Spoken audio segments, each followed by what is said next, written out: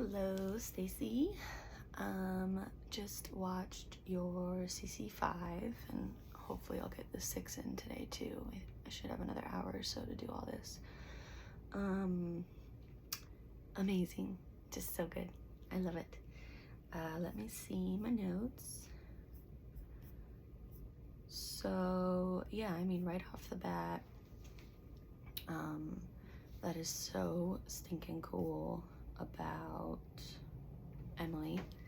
Like, unbelievable that she's given you those sentences and, you know, there's no gestural, none of that, so you're doing amazing. And then when it comes to the laminate for her, honestly, you know, she's doing so well with the sensory, 26 sensory. I would just stick with that for a little bit, and then, you know, in a few sessions you can maybe ask her if she wants to try the laminate. But even if she sticks on that sensory board forever until, you know, maybe wanting to do the keyboard, like, it's totally fine. And yeah, I loved, you know, your board placement.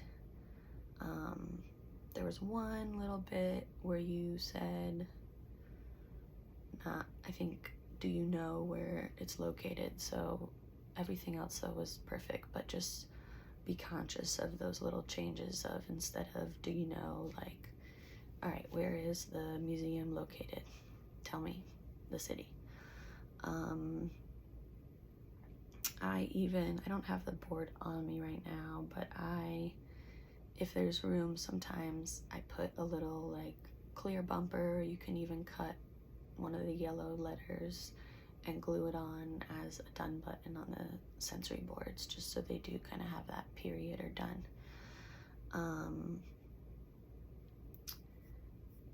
The board was like really super still, but there were a couple very tiny shifts, so just be mindful of that.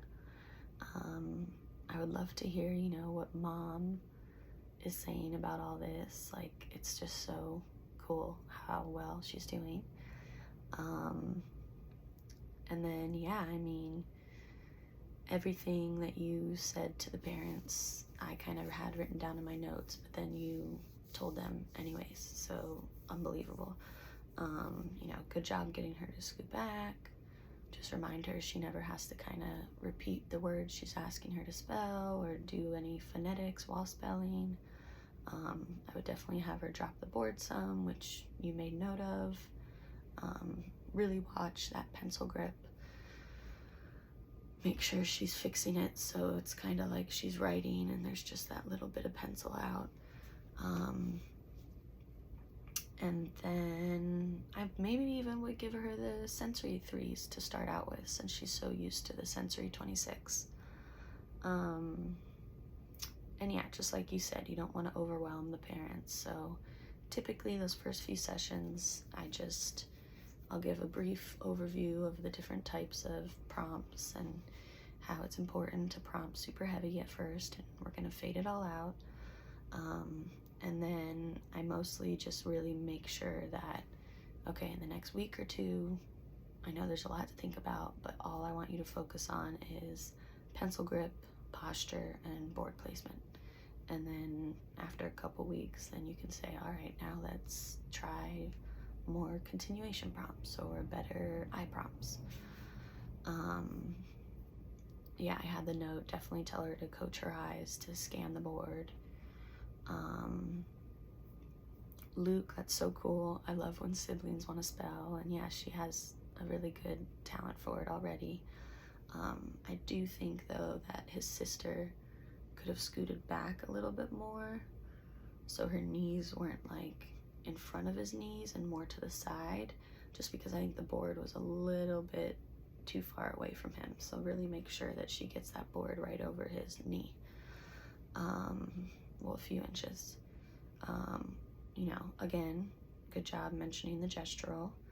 I just love your coaching so much. You really have a great talent for that, because a lot of times that's sometimes the hardest thing to do, because, you know, it's awkward giving criticism and feedback to parents, but I think you have an advantage too, because all of these families know that you have 2 boys that you spelled with and you've been through it all, so it's really, really amazing. And I think it was Jake at the end. Again, I would just watch that board placement, pencil grip. If you can, have him uncross his legs, or have mom tell him to uncross the legs so she can get more of that right over the right knee. And let me see your questions. Yeah, all of everything you're doing is amazing. I would typically, that's what I say, if I'm there for an hour, we're gonna spend 10 or 15 minutes of me coaching you, and then I try and encourage them to work even every other day on their own for 10 or 15 minutes. You know, I always stress, like, make it fun. It shouldn't be a stressor for you or him. And if possible, you know, ask if they can record a few minutes just so you could give some feedback that way. And yeah, everything. Just keep doing what you're doing and let me know if you have questions.